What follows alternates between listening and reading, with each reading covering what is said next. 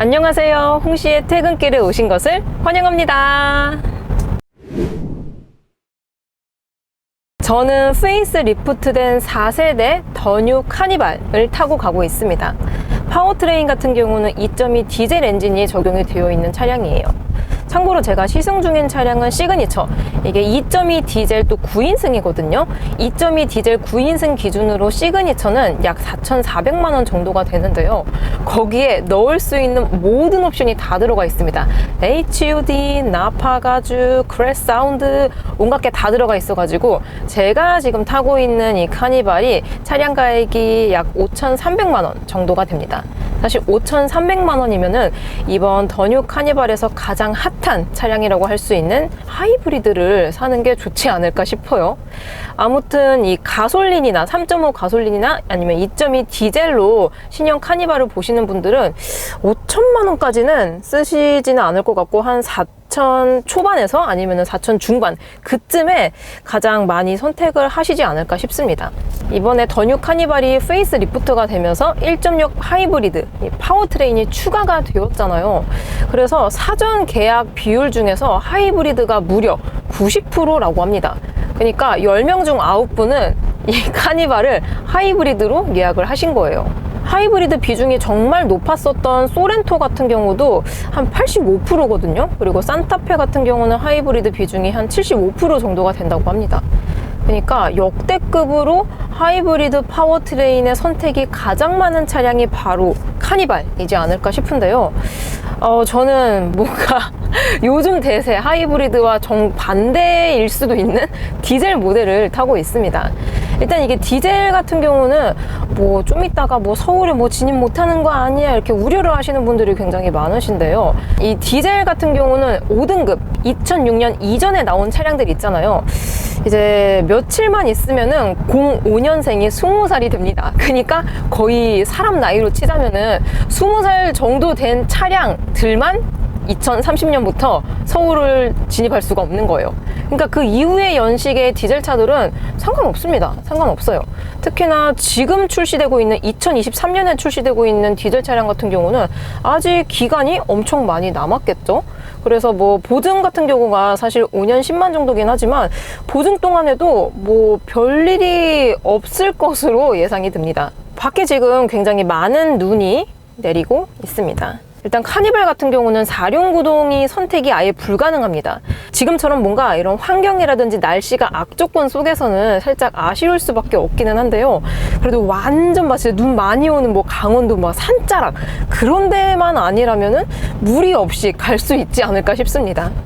사실 눈이 많이 오는 겨울철에는 4륜구동의 유무도 중요하긴 중요해요. 근데 이 겨울에 눈이 많이 와서 차가 미끄러지는 거는 노면의 접지력이 떨어지기 때문이거든요. 그리고 눈 같은 경우는 뭉치잖아요. 이렇게 잘 뭉치기 때문에 타이어 트레드에 촘촘하게 박혀버립니다. 그러니까 보통의 타이어는 트레드가 되게 촘촘하게 있기 때문에 노면의 접지력도 잡아주고 미끄럼도 잡아주고 하는 건데 그 사이를 다 눈으로 메우니까 어때요? 뭐 F1 나가는 그런 뭐 타이어처럼 그렇게 돼버립니다. 그래서 미끄러지는 거거든요. 그래서 사실 뭐 그런 말씀 많이 하세요. 겨울철에는 4륜구동이 중요하냐 윈터 타이어가 중요하냐 하시는데 저는 개인적으로 윈터 타이어, 그러니까 노면하고 가장 맞닿은 부분이 타이어잖아요. 윈터 타이어가 조금 더 중요하다라고 생각을 합니다. 그래서 비록 카니발이 4륜구동 선택이 아예 안 되는 차량이기는 하지만 만약에 지금처럼 이렇게 눈 많이 오고 뭔가 좀 겨울철에 운행하기 약간 겁나 그럴 때에는 윈터 타이어로 바꾸신다면은 좀 안전한 주행길이 되지 않을까 싶습니다. 아무튼 더 뉴 카니발은 페이스 리프트가 되면서 평균적으로 약 270만원 정도가 상승을 하였습니다. 근데 요거는 또 이제 앞전 거까지 봐야 되는데요. 4세대 카니발이 2020년 출시가 되었고요. 연식 변경은 2022에서 한 번이 있었습니다. 2022에서 연식 변경이 되면서 평균적으로 가격이 약 100만원 정도 상승을 하였거든요. 그러니까 초기형 4세대 카니발과 비교했을 때 더 뉴 카니발은 약 370만원 정도가 비싸졌습니다. 뭐 금액만 보면은 비싸긴 비싸죠. 3천 초반대에 살 수 있었던 차량이 이제는 뭐 3천 중후반대 로 잡아야 되니까. 근데 요즘 신차들 있잖아요. 요즘 신차들이 거의 뭐 페이스리프트 때 400만 원 가까이 오르고 풀체인지 때는 거의 500~600만 원 정도가 오릅니다. 그런 거로 따지자면은 카니발은 사실 덩치가 가장 큰 차량이잖아요. 큰 차량인데도 불구하고 초기형과 비교했을 때 페이스리프트가 370만 원이 상승했다라는 거는 타 차량에 비해서는 그래도 상승폭이 엄청 가파르지는 않다라고 생각이 듭니다. 자, 그래서 저는 지금 2.2 디젤 카니발 9인승 차량을 타고 있습니다. 카니발 같은 경우는 지금 7인승이랑 9인승 이렇게 두 가지 타입이 있어요. 페이스리프트 되기 이전에는 11인승까지 있었거든요. 근데 이번에 부분 변경이 되면서 11인승은 아예 삭제가 되었습니다. 즉 단종이 된 거죠. 그 이유 중에 하나가 11인승 이상부터는 승용이 아닌 승합차에 들어가거든요. 뭐 그것도 뭐 소형이 있고 중형이 있고 대형이 있고 하긴 하지만 아무튼 승합차에 들어가기 때문에 이 스피드 리미터가 걸립니다. 최고 속도가 110km로 제한이 걸려요. 그것 때문에 아마 11인승은 단종이 되지 않았나 싶긴 해요. 근데 이게 11인승 카니발이 굉장히 꿀트림이었던 이유가 뭐냐면은 승합차에 들어가잖아요. 그래서 연간 자동차세가 65,000원 정도밖에 안 나옵니다. 가령 예를 들어서 지금 제가 타고 있는 2.2 디젤 같은 경우는 연간 자동차세가 60만 원이 넘고요. 가솔린, 3.5 가솔린을 선택을 했을 경우에는 자동차세가 무려 90만 원이 넘습니다. 굉장히 비싸죠. 그거에 반해서 뭐 외관은 거의 비슷한 카니발인데 누구는 90만 원 내고 누구는 6만 5천 원 내. 좀 그렇죠. 저 같아도 뭔가 11인승을 선택하지 않을까 싶습니다. 그리고 보험료 같은 경우도 차이가 굉장히 많이 나는데요. 일반 승용과 비교했을 때 승합차에 들어가게 되면은 거의 2배 정도가 저렴하다고 합니다. 제가 20대 초반에 보험료를 가장 많이 냈었을 때가 와, 자차까지 포함해가지고 보험료만 연에 240만 원 정도로 냈었거든요. 근데 만약에 제가 그 나이 때 뭐 그럴 일은 없었겠지만 만약에 그런 승합차에 속해 있는 카니발 11인승을 샀다 그러면은 보험료가 거의 2배 정도가 저렴한 120만 원 정도를 낼 수가 있었던 거죠. 아, 근데 120만 원도 너무 비싼데요? 아무튼 승용에 비해서 보험료가 거의 2배 이상 저렴하다는 것도 메리트인 것 같아요. 대신 승합차에 들어가기 때문에 조금 귀찮은 게 있긴 합니다. 자동차 검사를 1년에 한 번씩 받아야 돼요. 그거는 조금 귀찮지 않을까 싶습니다.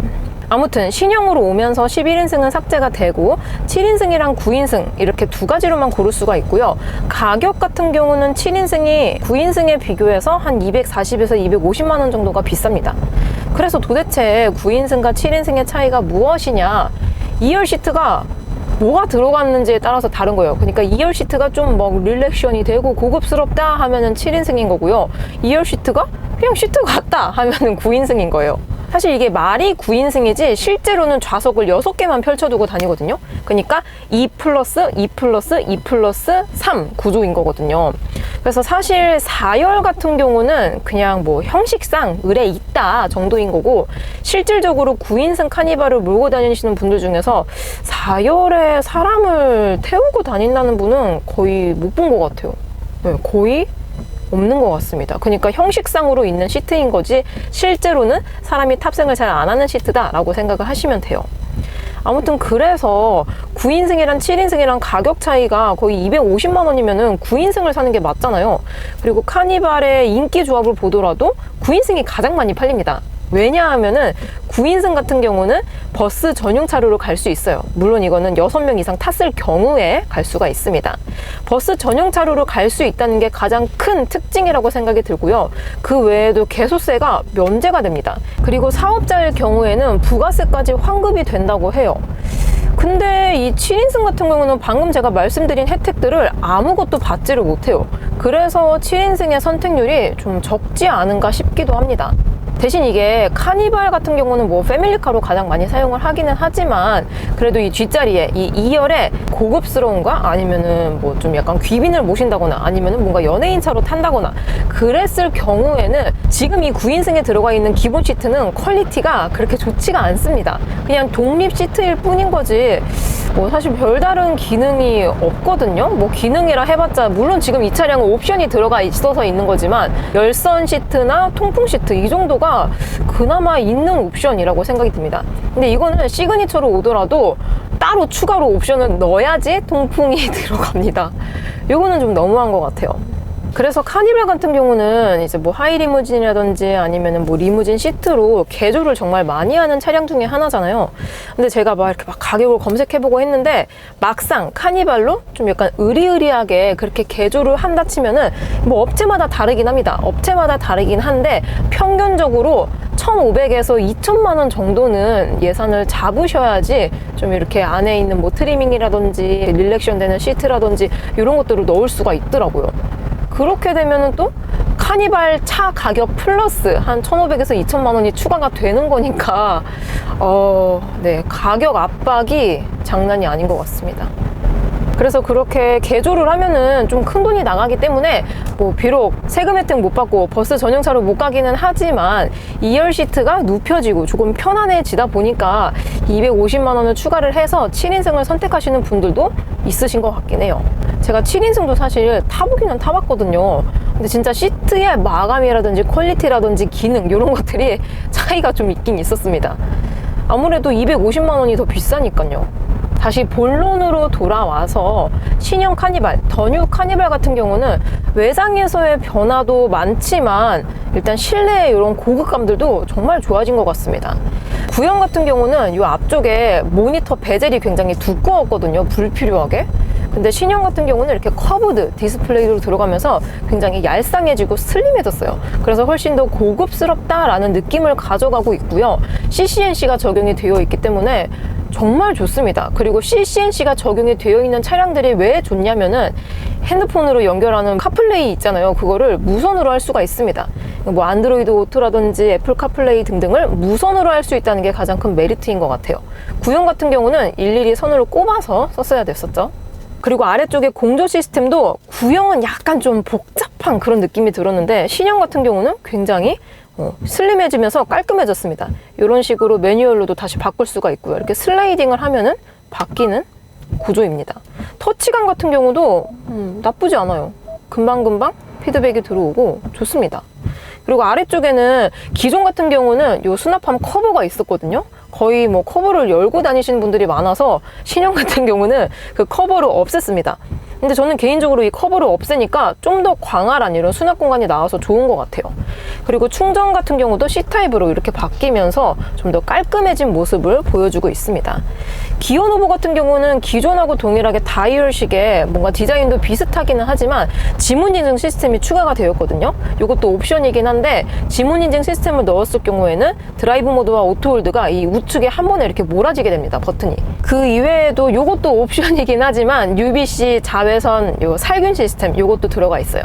살균 시스템 버튼을 누르면은 요 암레스트 안에서 광촉매 살균으로 뭐 지갑이라든지 핸드폰이라든지 손수건, 뭐 마스크 이런 것들을 살균을 할 수 있다고 합니다.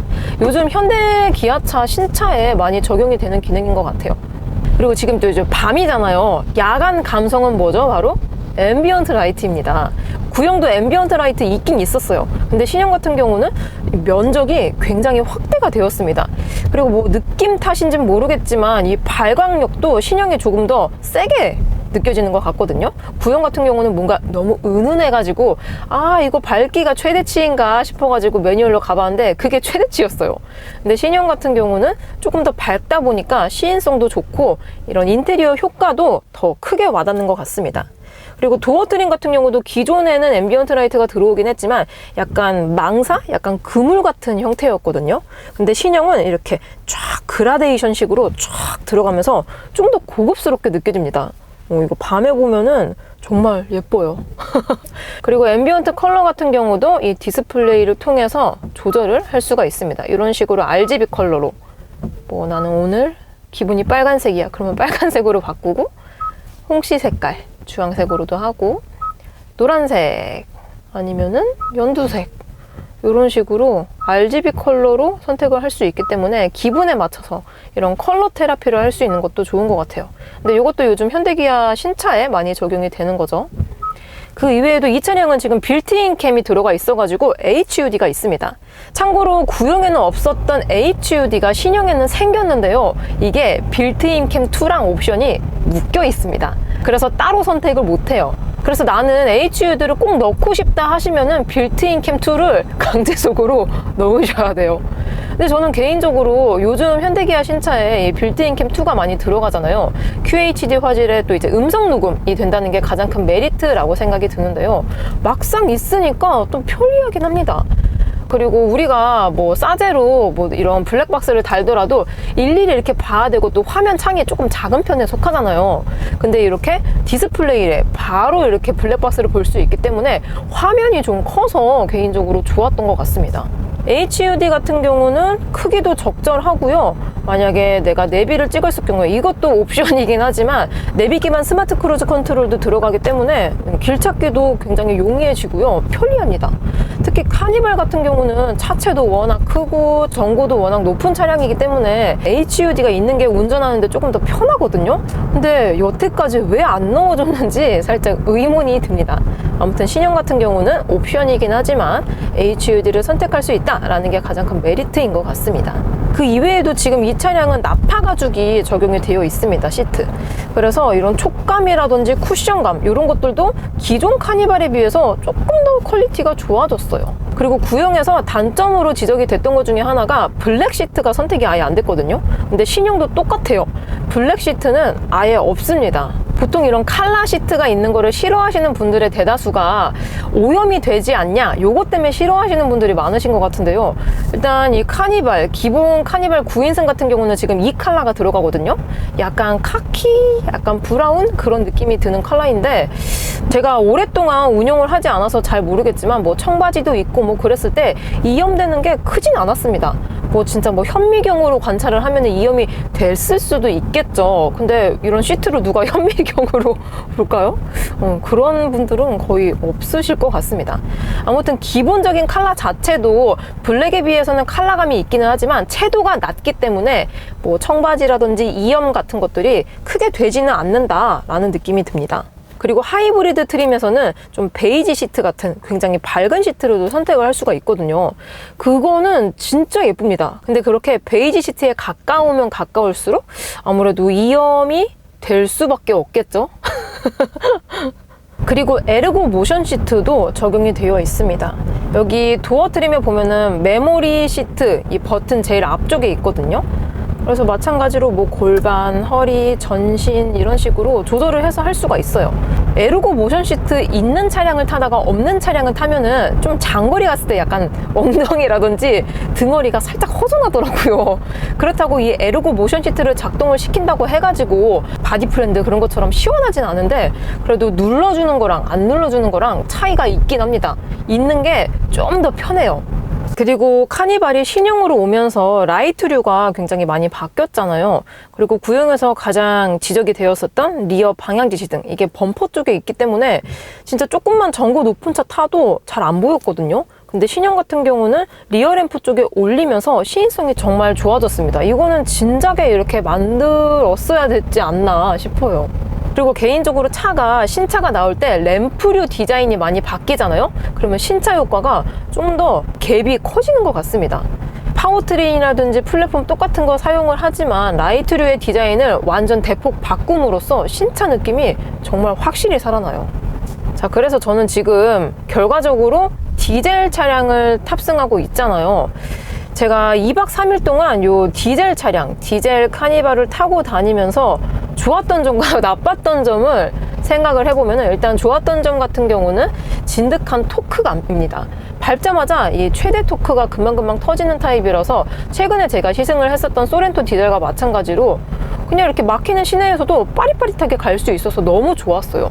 이게 공차 중량이 2.1톤이 넘고 무거운 덩치와 큰 덩치를 가지고 있음에도 불구하고 뭔가 K5를 탄 것처럼 빠릿빠릿하게 막 슈슈 갈 수 있으니까 그게 정말 좋았고요. 두 번째로는 연비입니다.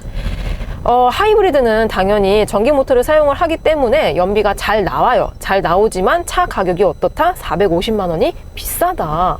그 차값을 상쇄하려면은 주행거리가 다들 다르시긴 하겠지만 그래도 보통적으로는 5년 이상 타야지 그래도 그 차값을 뽕을 뽑을 수가 있거든요. 그래서 3.5 가솔린과 비교를 하자면은 3.5 가솔린 같은 경우는 공인 연비가 리터당 8km대가 나오는데요. 사실 제가 신형은 아니고 구형으로도 시승을 해보긴 했었는데 와, 연비가 진짜 안 나옵니다. 3.5 가솔린 카니발은 연비가 거의 한 7, 잘 나와야 8km대 라고 생각을 하시면 돼요. 그러면은 그만큼 주유소를 많이 가야 되고 그렇게 되면은 유류비가 많이 든다는 단점이 있죠. 근데 제가 2박 3일 동안 이게 완전 새 차거든요. 제가 이 차를 처음 받았을 때 누적 주행거리가 약 200km대 밖에 안 되기 때문에 정확한 데이터가 아닐 수도 있겠지만 일단 이 트릭 컴퓨터 상으로는 고속도로 주행 3, 시내 주행 7 정도 했을 때 연비가 리터당 11.1km가 나오고 있습니다. 참고로 2.2 디젤 9인승 빌트인 캠이 들어간 19인치 사양 기준으로 공인 연비는 리터당 13km 정도가 나온다고 합니다. 이 정도 덩치에 리터당 13km대 정도가 나오는 거는 그래도 연비가 그렇게 똥망은 아니라고 생각을 하거든요. 근데 반면에 하이브리드 같은 경우는 공인 연비가 14, 15까지 나온다고 합니다. 그래서 주행거리가 많긴 하지만 가고소고 막히는 시내 주행이 거의 8할이다 하시는 분들은 하이브리드가 가장 좋죠. 왜냐하면 전기 모터로 계속 주행을 하기 때문에 뭐 주유소 갈 일이 없어요. 주유소 갈 일이 없습니다. 보통의 하이브리드 차량을 타시는 분들은 한 달에 주유소를 많이 가시면은 2번 정도 가신다고 하시고요. 보통은 한 달에 한 번. 좀 차를 많이 안 타시는 분들은 한 달에 2달에 한 번? 2달에 한 번 좀 너무한데? 아무튼 2달에 한 번 가시는 분들도 있다고 하더라고요. 그만큼 주유소를 갈 일이 거의 없어서 유류비가 절약이 된다라는 장점이 있죠. 대신 나는 좀 고속주행 위주로 거의 다닌다 하시는 분들은 하이브리드보다는 제가 타고 있는 2.2 디젤이 훨씬 좋습니다. 왜냐면은 디젤 파워트레인 같은 경우는 가고소고 막히는 시내보다는 쭉 고속도로를 항속을 했을 때 연비가 잘 나오는 파워트레인이기 때문에 거의 뭐 고속도로로 막 이렇게 계속 뭐 지방을 가신다 하시면은 2.2 디젤 선택지 좋은 것 같습니다. 대신 단점은 뭐가 있냐? 모든 디젤 차량 공통사항인 것 같긴 한데요.